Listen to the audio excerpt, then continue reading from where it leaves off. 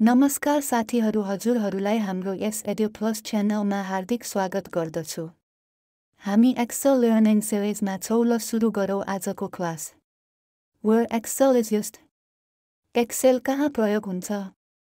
एक्सेललाई data व्यवस्थापन गर्नको लागि सबै ठाउँमा, सानादेखि ठुला व्यापार व्यवसायहरूमा फाइनान्शियल एनालिटिक्स गर्नको लागि प्रयोग गरिन्छ।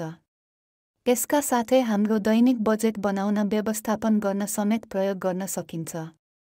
मुख्यतया फाइनान्शियल सेक्टरमा एक्सेललाई हरेक प्रकारका क्याल्कुलेसन, एनालिटिक्स आदि गर्न व्यावसायिक रूपमा प्रयोग गरिन्छ।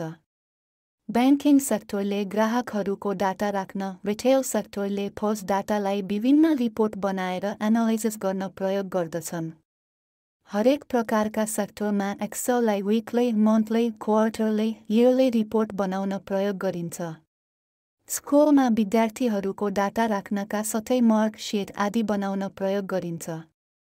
डेभलपरहरूले विभिन्न प्रकारका अफिस एप्लिकेसन बनाउन प्रयोग गर्दछन्।